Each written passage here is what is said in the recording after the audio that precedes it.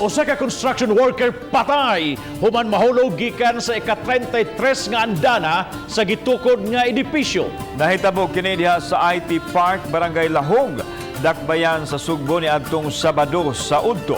Gisusi karon sa kapulisan kung adunay foul play ang kamatayon sa moong construction worker. Ang detalye sa report ni Femari Dumabo.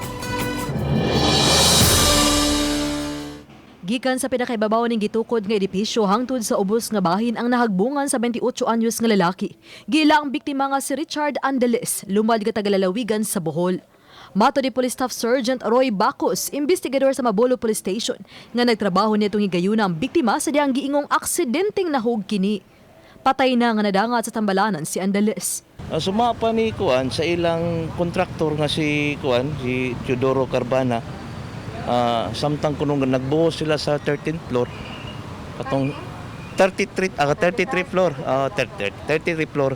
Kuan kuno kanang medyo kusog-kusog kunong hangin unya pagbuhos sa kuan na-atras kuno siya unya na kuan na higda tapos natagak sa kuan gikan sa 33 floor. Ang kapulisan gingong gipugngan nga makasud sa construction site. Apan mato di Bacos nga muhimo sila dugang pakisusi kun wa bay foul play sa kamatayon sa biktima.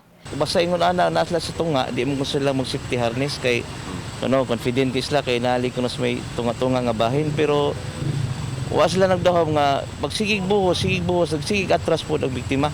Gisulayan sa pagkuha siyang habig ang kontraktor sa gitrabahoan sa biktima apan wa niini atubang nga mga sakop sa media.